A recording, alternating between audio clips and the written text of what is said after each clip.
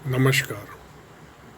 आज अपने इस वीडियो में मैं आप लोगों के लिए अपनी 3 बिल्कुल नई रचनाएं लेकर उपस्थित हुआ हूँ।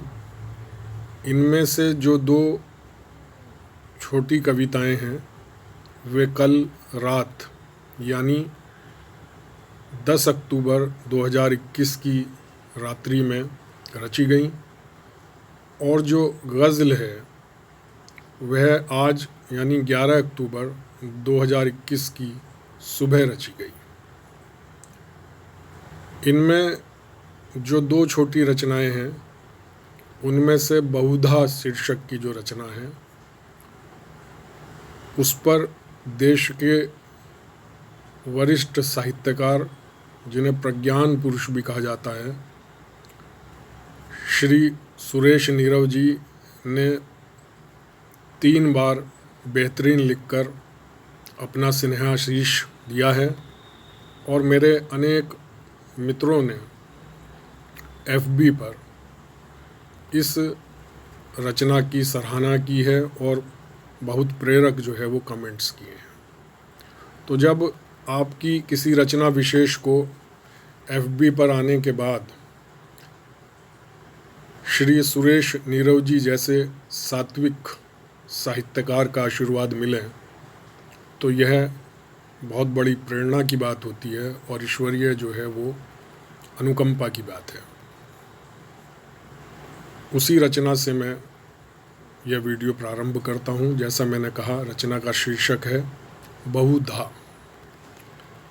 सीढ़ियाँ बनाई गई थी संभल कर चढ़ने को, सीढ़ियाँ बनाई गई थी संभल कर चढ़ने को, कितने लांघने लगे उन्हें, कितने लांघने लगे उन्हें, हर एक गिरा आदमी इस व्याधि से ग्रस्त है, हर एक गिरा आदमी इस व्याधि से ग्रस्त है।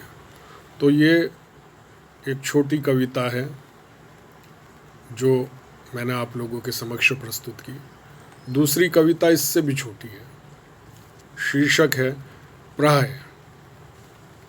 उन्हें उत्तर नहीं, उन्हें उत्तर नहीं, अगले प्रश्न तक जाने को हमेशा, उन्हें उत्तर नहीं, अगले प्रश्न तक जाने को हमेशा एक प्रश्न पूछना है।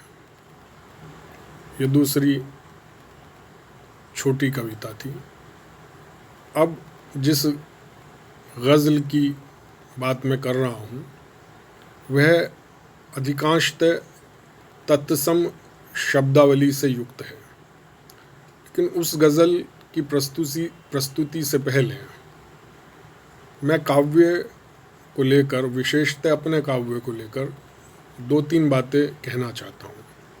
जिन लोगों ने मेरा सद्य प्रकाशित काव्य संग्रह जो जुलाई 2021 में ही आया, प्यास देखता हूँ, पढ़ा हो और उसमें लिखित लगभग 2.25 पृष्ठ की, बल्कि कहना चाहिए कवि मन, मेरी ये बात पढ़ी हो, कवि मन के अंतर्गत जो मैंने लिखा है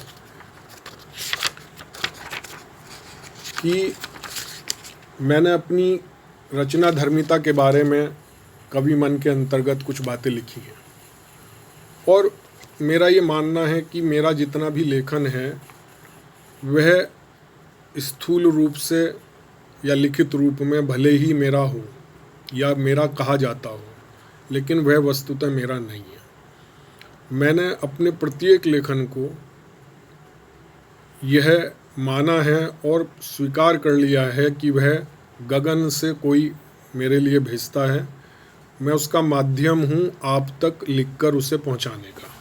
और इसीलिए मैंने इस काव्य संग्रह में जो लिखा है कवि मन में, वो उसकी कुछ पंक्तियाँ मैं पढ़ता हूँ। कविता लिखी जाती है, सृजित की जाती है या उसका सृजन स्वयं अनायास होता है, ये वे बिंदु हैं जो एक लंबे समय तक मेरी सोच का विषय रहे हैं। प्रत्येक कवि की रचनाधर्मिता की व्यक्तिक पृष्ठभूमि होती है, इसमें मैं भी दो मत नहीं रहा। शनह शनह मुझे यह अनुभूति भी हुई कि वह पृष्ठभूमि मात्र इस जन्म तक सीमित नहीं है, वह विगत अनेक जन्मों का धरातल है, जो जन्म जन्म निज परिधि बनाकर अनेक बार किसी भी रचनाकार की परीक्षाएं लेता है। आत्मिक पुकार हमें उचित अनुचित सब इंगित करती है।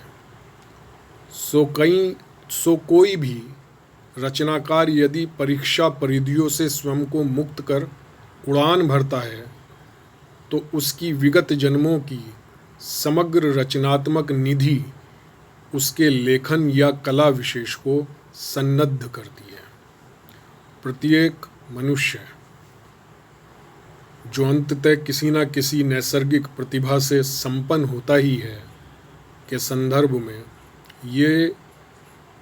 संदर्भ में भी यह सिद्ध तथ्य है। जहाँ तक मेरी रचनाधर्मिता की बात है, मैं कभी कविता, कहानी, लेखन आदि नहीं लिखता। सच तो यह है कि मैं कभी अपने लेखन के विषय को लेकर बहुत विचारता भी नहीं। शोध पत्र, जिन्हें विशुद्ध मानसिक उत्पाद कहा जाता है, मैंने सर्जन की भांति तैयार किए हैं।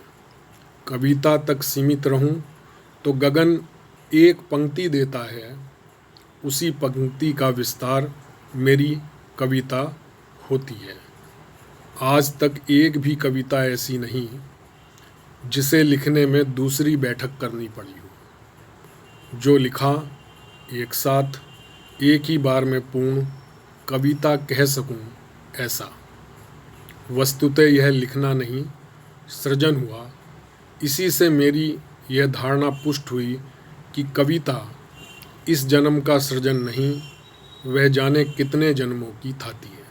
तो ये मेरे विचार हैं, जो हो सकता है आप में से कई को व्यक्तिक मेरे लगे हों, और हो सकता है कहीं की इसके बारे में मतांतर भी हो, लेकिन ये मेरे अपने हैं। और ये मेरी जो पुस्तक है प्यास देखता हूँ मैं, उसके कुछ अंश थे। ये पूरे विचार 2.5 पेज के इस पुस्तक में आए हैं। अब मैं आता हूँ आज सुबह रचित उस गज़ल पर, जो तत्सम शब्दावली से युक्त है, और मेरे लिए भी वो एक नया प्रयोग है एक गज़ल का इस रूप में लिखने का। इसमें जितनी जगह, 2 जगह शायद आया है तेरी शब्द, यदि उस तेरी को आप अपने तक जोड़ के देखेंगे तो आपको आनंद आएगा, लेकिन यदि उस तेरी शब्द को से जोड़कर देखेंगे तो आपको परमानंद आएगा। रचना प्रस्तुत है, कृपया ध्यान से सुनिए। तेरी अपेक्षा, तेरी उपेक्षा के जो अभ्यस्त होंगे, उपेक्षा, तेरी उपेक्षा के जो अभ्यस्त होंगे, अवश्य वे कहीं और व्यस्त होंगे। इस रूप में सुनिए। तेरी उपेक्षा के जो अभ्यस्त होंगे, अवश्य वे कहीं और व्यस्त होंगे। अब इस पंक्ति को ऐसे सुनिए। तेरी उपेक्षा के जो अभ्यस्त होंगे, तेरी उपेक्षा के जो अभ्यस्त होंगे, अवश्य वे कहीं और व्यस्त होंगे। ठहाकों से छिटकते हैं पीड़ा के छींटे, ठहाकों से छिटकते हैं पीड़ा के छींटे, वे लोग भीतर से कितने त्रस्त होंगे। ठहाकों से छिटकते हैं पीड़ा के छींटे, वे लोग भीतर से कितने त्रस्त होंगे। अवश्य वे कहीं और व्यस्त होंगे। बड़ा बारीक अंतर की मैं बात कहने जा रहा हूँ, मछुए और मल्लाह का अंतर। मछुए और मल्लाह में भिन्नता तो है, मछुए और मल्लाह में भिन्नता तो है। ये तृषित हैं और वे सदैव तृप्त होंगे। ये तृषित हैं और वे सदैव तृप्त होंगे। अवश्य वे कहीं और व्यस्त होंगे। मछुए और मल्लाह में भिन्नता तो है, मछुए और मल्लाह में भिन्नता तो है। ये तृषित हैं और वे सदैव तृप्त होंगे। अवश्य वे कहीं और व्यस्त होंगे। मिट्टी तक जाना है ऐसे वैसे जैसे भी, मिट्टी तक जाना है ऐसे वैसे जैसे भी। स्वयं से पूछिए आप कब संन्यस्त होंगे। स्वयं से पूछिए आप कब संन्यस्त होंगे। अवश्य वे कहीं और व्यस्त होंगे। मिट्टी तक जाना है ऐसे वैसे कैसे भी, मिट्टी तक जाना है ऐसे वैसे जैसे भी। स्वयं से पूछिए आप कब संन्यस्त होंगे। अवश्य वे कहीं और व्यस्त होंगे। ध्यान चाहता हूँ। सुधा के साथ दिनकर है तेरी स्मृति का, सुधा के साथ दिनकर है तेरी स्मृति का। जग से क्या कि सूर्य कब अस्त होंगे, जग से क्या कि सूर्य कब अस्त होंगे। सुधा के साथ दिनकर है तेरी स्मृति का, जग से क्या कि सूर्य कब अस्त होंगे। अवश्य वे कहीं और व्यस्त होंगे।